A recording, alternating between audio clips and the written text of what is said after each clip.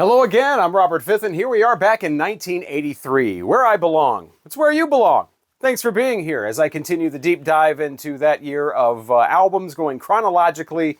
And here we are, October 25th of 1983, and it's time to talk about the album from John Cougar Mellencamp. This was the first time he was known as John Cougar Mellencamp. Because this follows American Fool with Jack and Diane, where he was just John Cougar. So this was a great time for him to kind of reinvent his moniker there, put his real last name, get some integrity going here, and get it done for the Midwest. This is some great Midwestern stuff here. And living in the Midwest my entire life, it's nice to have at least somebody that you can go to. This is I never really paid a lot of attention to this before. There's little pictures in there and lyrics. But yeah, so this is great. It's another one of those albums that I had first on a cassette, and then CD, and then the album. Man, I wore that cassette out too. I used to just listen to this all the time, and the videos were all over Friday night videos and the video shows. Side one loaded with hits. First three songs, you got Crumbling Down, which is awesome. Just a really nice mid-level rock song that just cranks. This vinyl of this sounds great too. I mean, especially that track really thumps, really just knocks it out, and a lot of space with the soundscape, and just sounds crystal clear. This is a great, I mean, this record could be like audiophile material, just a basic copy of this. I don't know, you might want to stay away from like Columbia House or RCA version or whatever, but just the basic pressing of this sounds incredible. Crumbling Down, always loved that song. The anger in that, the just rawness of it, but it still has a very, kind of 80s kind of sound, but it's way scaled back. And there's certainly no like synthy stuff going on here. Pink Houses is after that huge hit, Ain't That America, Land of the Home of the Free, Little Pink Houses for You and Me, which I never really understood a lot of those lyrics. Pink Houses? I've lived in the United States my entire life, in the Midwest, as I said, and I don't see a lot of pink houses. I don't know what the pink houses are, but I do remember the MTV promotion, though, that was going on where they gave away a house. I don't know. Authority song, kind of a twist on the whole I fought the law and the law won. I fight authority, authority always wins. That was pretty cool, too. Warmer Place to Sleep, nice album track there. Play Guitar, we used to play on rock radio. Always love that one about, if you want to make it, you don't need a big cushy job. You don't need to make a lot of money, whatever. You just need to pick up a guitar and learn how to play it. And man, looking back, I wish I would have concentrated more on that when I was young. My whole problem with guitar playing is I'm left-handed. And because of the way I was brought up, I was always taught that being left-handed was wrong and you should use your right hand. So that's why I'm not good with my hands in a lot of things, because I was always trying to use my right hand when naturally I'm left-handed. And so like with things like sports, I would always throw the ball with my right hand. If I'm batting, what is this? This is right-handed, right? This is right-handed. So I'm always naturally trying to do things with my right hand. I cut with my right hand. I am ambidextrous on a like a board on the wall, like a chalkboard or a dry erase board. But I write with my left hand much better than I do with my right hand. But I do so many things with my right, so I can't really. And if I pick up a guitar and play it, naturally, I'm holding it and playing it right-handed. And when I was trying to learn the guitar for a few years and practicing, playing or whatever, I would always play it right-handed, which I'm not. It's kind of like trying to rewire my brain, so I never really got great at it or anything. And so, yeah. So there's my left-handed story. Anyway, Authority song. Play guitar. Serious Business, Sex and Violence and Rock and Roll. Love that too. Love and Mother for You is awesome. Oh man, every song on here. I mean, just one great one after another. Of course, they all have that song. Every great album has the song you can skip over, and you wonder, sometimes they're so like off the wall, you wonder what in the world. And for this one, it's a song called Jackie O. And it's this little Casio keyboard number, very light, very I don't know what they're thinking. We went to a party, do your daddy. It's like this cracked voice, just not good. Why would that be on here? I don't know what he was thinking. I don't know what the point of that song is. But even when I had the cassette, you know, when you got to fast forward and wait, you know, you just don't flip like a CD or take the needle off and you got to wait. I would still fast forward over that every time. Nonetheless, 5 stars for John Cougar Mellencamp's so that's where I'm coming from. Even with that ridiculous Jackie O song, there's enough strong material on here to make me want to give that 5 stars. So it's October 26th, and we are motoring with Night Ranger and Midnight Madness. This is an album that I've heard since when it was first out, had the cassette. Never did get the CD, got the album though. I have a Night Ranger's Greatest Hits on CD though. Sometimes listening to the albums from 1983, because, I'm 10 years old in 1983 and then turn 11 at the end of September. Some of these albums I don't like as much as I did back then. Surprise, surprise, your tastes kind of change from being a 10-year-old. And then some of them I'm finding out I actually like a little bit more. I was surprised how much I really liked this album and just wanted to listen to it again after it was over. You Could Still Rockin' America is the song that starts it off. Very fun stuff. I noticed that there's a German pressing of this as well that came in a record store one time I saw, and You Can Still Rockin' America is the final track on there instead of the first track, so they rearranged that. Rumors in the Air, another song that could have been, it says on here it includes the song, but I'm not sure that was ever on the radio a lot, but that's another great song. Why Does Love Have to Change? I mean, all of this stuff is just so much fun and brings up so much 80s kind of fun. These guys are just all about making great little 3.5, 4-minute rock pop songs. They're not trying too hard to be like rock and roll. Their voices don't have the whole like, we're trying to be tough and rough and overdo it. They just come off as just a really fun band with a lot of energy. Great chops. Of course, you got Jack Blades in here. Went on to be in Shaw Blades, but that was a whole other thing. But damn Yankees and all that. But yeah, this is the sweet spot for him and the band for me is Night Ranger's Midnight Madness. Of course, it contains the big song Sister Christian, which at the time was a big song, had a big video and everything.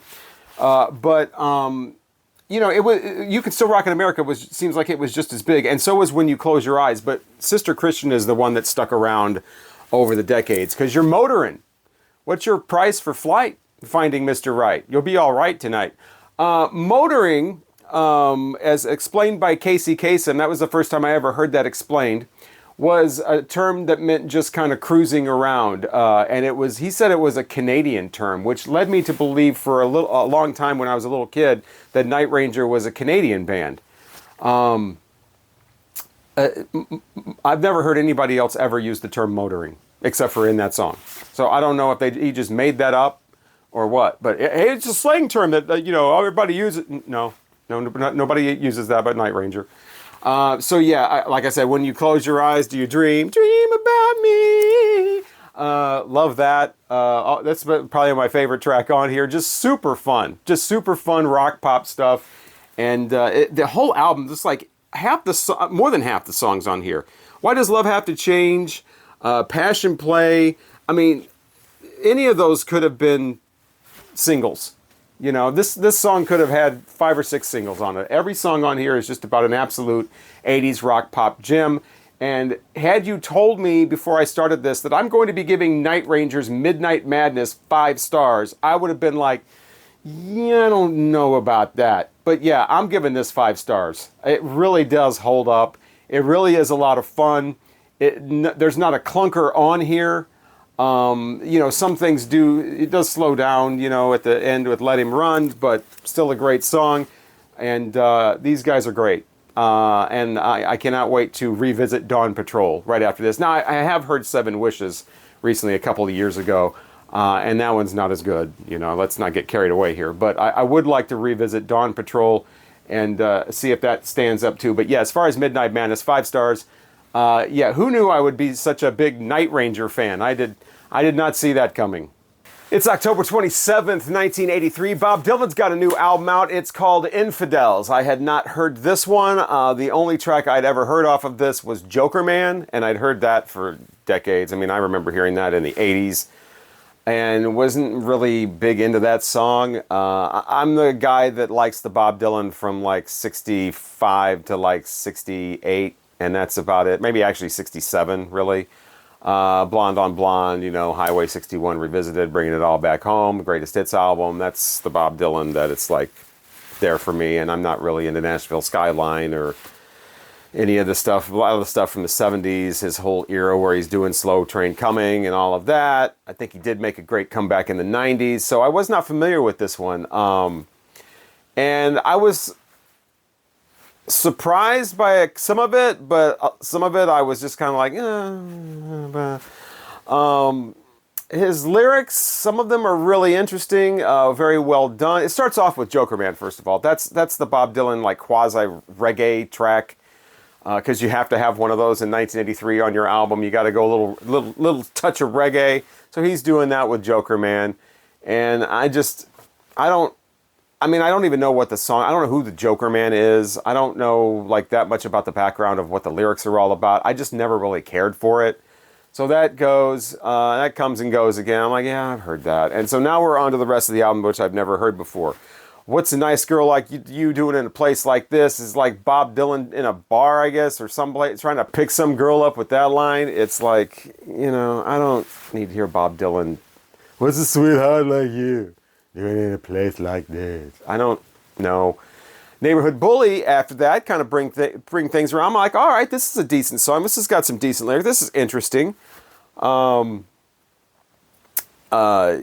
It's you know, more of a political track, and I don't know too much about the background of the politics of it, but the lyrics are somewhat more creative, and, you know, it's certainly not Bob Dylan trying to pick up some girl.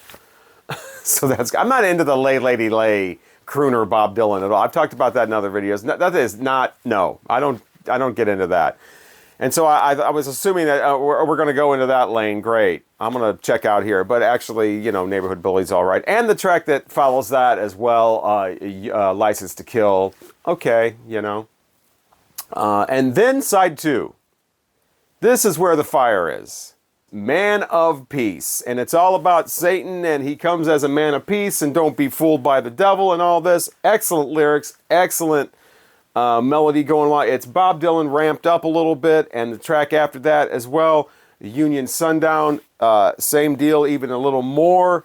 And it's like, man, this sounds like classic Bob Dylan. I didn't realize I would be doing this, but I've got 2 new favorite Bob Dylan songs, and it is those 2. I've definitely got them on my list of liked songs, so if I'm ever just listening to random tunes, those will hopefully pop up. But yeah, excellent. Love those 2 songs. The 2 songs after that, you know, the I and the whatever the final one is. Love tracks again. I'm not so much into the romantic, tender side of Bob Dylan. But yeah, those 2, the Man of Peace and Union Sundown. Great. Love it. Best part of the whole album. The album as a whole, though, isn't, I mean, the music on here, the way it's produced just kind of sounds kind of very pedestrian. I know that, you know, Bob Dylan albums generally don't have, you know, really tricky, chord changes and arrangements and, you know, very innovative, whatever. I mean, it's usually him with a guitar and a harmonica, which the harmonica doesn't really happen a lot in this, by the way. But this one, it just kind of, the music is just basically supporting his lyrics, and it's not trying to do a 1983 thing, but it could be doing a little more. Like I said, the 2 main tracks for me that I mentioned, that's where the music kind of picks up, and it's a little more interesting to kind of complement what he's doing lyrically. And I found out this is co-produced by Mark Knopfler, and I'm like, there it is. There it is. So, yeah, not a fan of Mark Knopfler, and obviously now I know that I'm not that big of a fan of his production, because then I find out, oh, wait, these musicians on here are people like Sly and Robbie, and Mick Taylor is on here. It's like, what? I mean, they're extremely underutilized, to say the least. I guess the Joker Man instrument, you know, that's the Sly and Robbie are a little more present in that one. But yeah, not a fan of the production of this. And then to find out, well, there's why. That's Mark Knopfler. But yeah, the two main songs for me, I would give this, I don't know, I guess rounded off for 1983 ratings, I will give it 4 stars. It's really more of a 3.5 type of thing, with those two songs standouts on the the kickoff side 2 are the main reason for that rating. But 4 stars, was really surprised by those two. Some of the rest of this is okay, and then you just skip over the, Don't Go On Me Tonight, Babe, or whatever the one is, and Sweetheart Like You can skip over those. But yeah, overall, 4 stars, I guess, for Bob Dylan, Infidels, and I'll be checking out some of his other... I guess this is the one where he kind of comes back a little bit, so maybe the ones right after this, I'm going to check those out too. Also in October of 1983, Mr. Robert Cray released his second album called Bad Influence, and Robert Cray has always been... I mean, I really just know the Strong Persuader album, which is the one where he got super popular. I think it's around 86 that came out. I got him a lot of attention, so this is before that. And I always thought he was okay, a decent blues guitar player, but he kind of lacked that spark, the thing that draws me to blues music. He's in a different style. He's a little more smoothed out. He's a little more pedestrian. The kind of thing you would see at a club, and you're just having a few drinks, and you're like, oh, this guy's pretty good. But he doesn't have I like the blues music that has a little more grit to it, a little more kind of like ballsy, bombastic kind of blues where the whole crowd is getting rowdy and, or somebody's just super, you can tell they're super feeling it. You can tell they lived what they're singing. This guy's kind of more relaxed, a little bit smoothed out. So it's okay though. The first song is called Phone Booth, all about being in a phone booth. You see that number scrawled on the phone booth wall, so you give it a call. You ever done that? I've never done that. I don't know how desperate you have to be to see a random number on a phone booth and call it, but apparently Robert Cray is going to sing about that for the opening track. Bad Influence, the title track's after that, all about how, you can't get away from this girl. She's just a bad influence, making him do all these bad things, and then she treats him bad too. He walks in on her. She's with Richard, whoever that is, and, she's got her legs in the air, like she just don't care. But yeah, so that one's all right. There's a few good tracks. They're all pretty good. That's the thing. It's a good album. The tracks are pretty good. There are optimistic tunes on here like March On. Forget about your troubles. You've been through a lot. You've gone through some things, but you're just going to keep keeping on type of thing. There's a song called The Grinder. I think the grinder is where you just woman just keeps putting him through the grinder, no matter what, blues song, all about these women that just treating him wrong. I think The Grinder is actually the one with the woman with Richard and her legs in the air. I think that's actually The Grinder. But, the final track on here, No Big Deal. He loves this woman, everything she does for him. And, he talks about other members of the band. This guy in the band, he loves the sound of a train. This guy in the band, he loves the sound of a guitar. This guy in the band, he loves the music to dance to. But Robert Cray just loves to hear his baby moan. Oh, but if she leaves, it's no big deal. He'll just find a new one. No big deal. So yeah, it's a good blues album. I wouldn't say it's excellent or something I'm going to throw on all the time. I'm going to give it 3 stars because, like I said, for me personally, the blues that I would gravitate towards is more of the gritty kind of just rip away your soul kind of blues, where it's just like, man, damn, type of thing. And I've done a whole video, on my favorite blues music, and a whole other video on just random blues albums that I just acquired. So. Check that out if you like the blues, want to hear me talk about that. But yeah, I like the blues where it's a little more, I guess, raw would be the cliched word. And he's a little bit pedestrian and a little bit relaxed and smoothed out. So, but still a good album. If you like blues music, you should check out some Robert Cray. This is his second one, and I'm giving it 3 stars. And then on the other end of the spectrum, we have Nick Heyward and his album called North of a Miracle. And it is pretty much just this straightforward pop stuff, which could be fine. I love some straightforward pop. I've already given 5 stars to just full-on pop albums. Sometimes, that if it's done really well, it's got a little bit of a character to it, or a little bit something extra, maybe a little extra soul in there or something, but it's just full-on pop music that can be great. Overall, I'm not a fan of this super airy kind of light and fluffy and just uninteresting pap. Yeah, this guy used to be the lead singer of Haircut 100 or something. Oh my God, this album starts off with a song called When It Started to Begin, and there it is. You got the overblown orchestration, you got horns, you got bouncing around, and oh, we're so happy, and you know, this, and I thought, all right, well, this is just kind of there. I'm not really a fan, but you know, it's not, it's not like a breaking me or something. I don't want to shut it off. I'm gonna listen to it. It's whatever, it is, you know, the thing it is. And that's followed up with A Blue Hat for a Blue Day, you know, and it's just, oh my God. With a title like that, you're getting exactly, you know what the title, think of a song called Blue Hat for a Blue Day. And let's think that it was made in the 80s. Now you know exactly what this song sounds like. By the way, the track listing on this is another, this guy's from the UK, so the track listing in the US is different. It's the same 10 songs, but they're rearranged. So the next track, I think it actually comes later on the UK version, but it's the third track on the US one, is called Take That Situation. And this is where I'm like, all right, we just went from like, maybe I'll be nice and give this 2 stars to this is definitely a 1-star album. This album, this song is absolutely unforgivable. It comes on with this upbeat, like Vegas kind of feel to it. And this guy's bouncing around. Take that situation. Hey, woo! I'm gonna you know, with the horns. And that's how the song ends, by the way.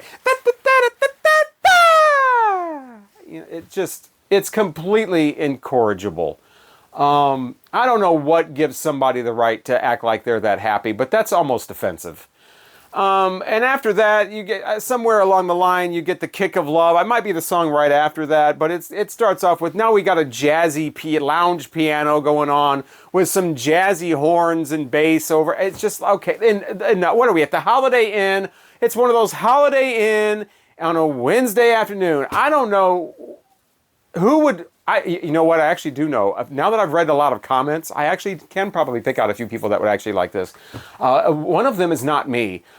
This is not for me. It was actually worse than I thought it was going to be, because I was going to be like, yeah, okay, this is not for me, but I can, you know, it's bouncy, it's light, it's whatever, 2 stars. No, this is 1-star album. I don't know who Nick Heyward is, but he can fuck off. No. And I don't even remember half the other songs. There's a song on here about I don't know, whatever. Enough. We're done. We're done.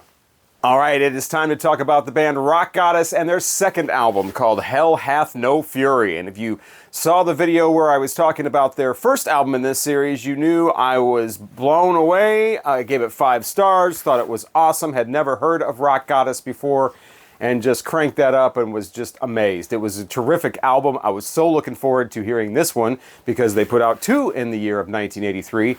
And this one is okay. You know, it is not as good as what I remember the first one being.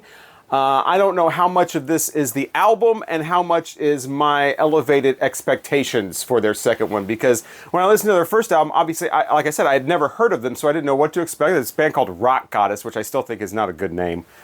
But, you know, so my expectations were nil, and threw it on and was like, wow, this is great. You know, so much energy, so much talent. So, you know, this is great. Crank this up. And so, obviously, for the second album, I was aware of them. I knew I loved that first one. So it might be me, it might be my elevated expectations that kind of make this one sound not as great. Or maybe it's not as great. It does seem to have a little more polish on it. Little more steady, little, you know, less of great material as far as lyrics and riffs and things. It sounds like, you know, it's that typical sophomore slump thing where maybe they worked on the first album for a year or more, and they, you know, played, you know, at clubs or whatever, and they got those, you know, they honed those songs and, you know, worked on them and tried them out on stage and, you know, interacted with the audience and built them up, and now it's time to finally record that album. They're ready to go in. And then the second album, bands sometimes were like, oh, wow, we got to throw together a bunch of songs for the second album. And obviously they don't get the attention that songs on the first album did. So that might be what happened here. I'm not sure. From the very first song called Hold Me Down, it definitely has more of a, hey, we're going We're going to throttle it back a little bit. We're going to go on a little cruise control action here and just rock out, you know, some basic rock riffs, basic rock, you know, tempos and whatever. Like I said, it's okay. It's not bad. It's just not up to that standard of that first one that just was like, wow, what is this? Some great songs on here, though. You know, the one about the aliens coming. You know, the visitors are here. That starts off side 2. Before we get to that, there's some good ones on side 1 as well. The Let Your Hair Hang Down is kind of a, you know, really more of a rock and roll type of, you know, just kind of that basic rock riff. We're going to throw it back to some, you know, late 50s action on that one. A great one on here called I've Seen It All Before, kind of an anti-drug thing where the boyfriend's all strung out and she's seen this all before, doesn't understand, you know, you're going to have to choose the drugs or me. It's like, I've seen it all before. You know, that's got a great hook to it. It Will Never Change. You got the love triangle going on, you know. Can't be your lover because I'm this person's lover. You know, but you'll always be my friend. Yeah, that's how that always works out. Sure, Rock Goddess. I'm going to give this, I would give this like 3.5 stars, but I'm going to give it the benefit of the doubt and say 4 stars because it is probably my own personal thing going on here with this, expecting a little more than what's delivered, you know, expecting it to live up to that wow factor of hearing the first one and not knowing anything about this band. So maybe it's a little bit me, maybe it is a little bit the album. So 4 stars, but really more like 3.5 for Hell Hath No Fury from Rock Goddess. On October 28th, 1983, the band Vandenberg decided to go ahead and release their second album called Headed for a Storm. Now, I don't know that much about Vandenberg. I knew they were a rock band. I knew they're Dutch. And maybe I've heard some of their songs here and there along in my life. But my life has now changed because I've heard an entire Vandenberg album all the way through multiple times. And it's okay. I mean, you know, they've kind of got a head start on the whole glam rock thing, it sounds like, on this album, considering it's 1983. I can see why people would be interested in this because it sounds a little bit, you know, it's the sound of what's going to be coming up, you know, basically. A little bit of cheesy, okay, a lot of cheesiness thrown in here, definitely. It gets a little over the top sometimes.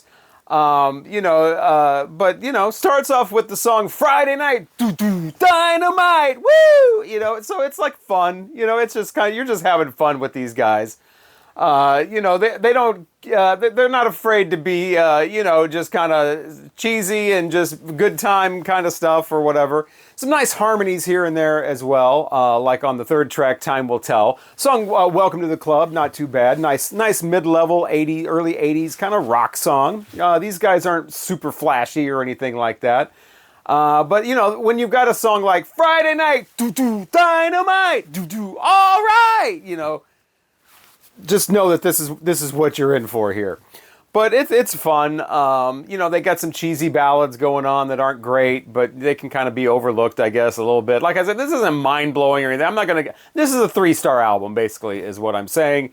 It's not something you need to run out and grab or anything like that, but if a Vandenberg song comes up on your, you know, shuffle list or something, you know, go ahead and give it a listen and maybe put a smile on your face. Especially tracks like This Is War, where it's like, I ain't gonna take all this shit anymore! This is war! That's the chorus. You know, and of course they've got the, you know, early 80s anthem, you know, the cry out fist pumping song called Rock On! We're gonna rock on!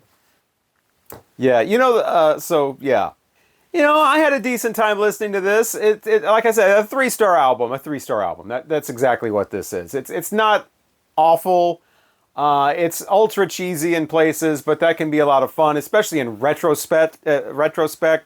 You know, looking back on the early 80s and you want something that's just completely ridiculous sometimes, you know, this might fit the bill for that. Vandenberg and Headed for a Storm.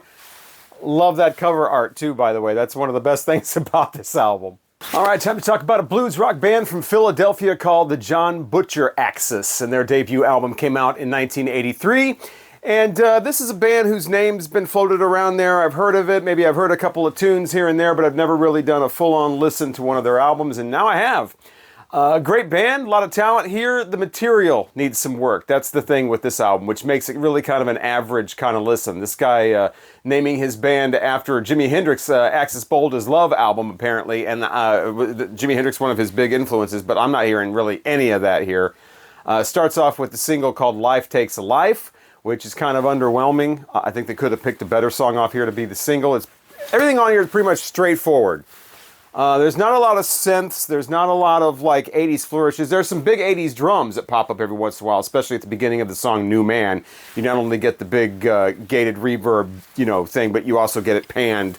So, they're doing that. A little drum machine action here and there, kind of sounding like, especially towards the end of side 2 with a song called Send One Care Of. Starts out real light, then kicks into full gear. So this isn't a bad album. It's pretty good. The band's definitely got some talent, but I just think they've need some better material to work with. There's a track on here, Sentinel, that's an instrumental that pretty much just kind of meanders along and goes nowhere. It's kind of like an elongated interlude, really. It could have been like a minute and a half long thing. It would have been fine.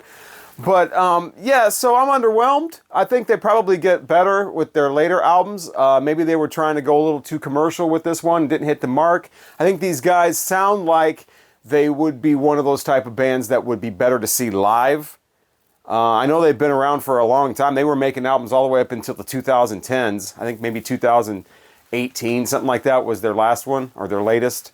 John Butcher Axis. That's not a catchy name, but so maybe that's one of the reasons they didn't get bigger than they did. But, now I've checked them out. I'm probably going to listen to some more later on if it pops up.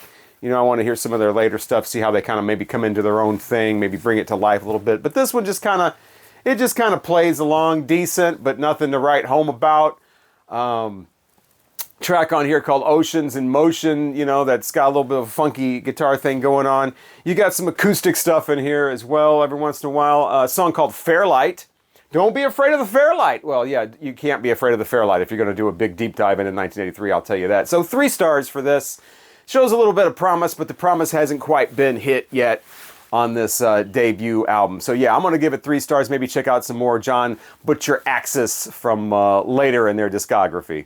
And so with that, we have come to the ending of another video in the series of going chronological with the albums of 1983. In the next video, we will wrap up October, and I'll talk about albums from Paul McCartney, Alcatraz, Earth, Wind and Fire, the Pointer Sisters, Hawkwind, and many more. So join me for that one, please. Thank you so much for continuing this long journey through 1983. But what a fun year, right? All these albums that totally forgotten about, some albums I'd never heard before, and of course, absolute favorites that I've heard 100 times, but it's great to always revisit those. Now, isn't it? I'm Robert Fitton. Hopefully I will talk to you again in the next one.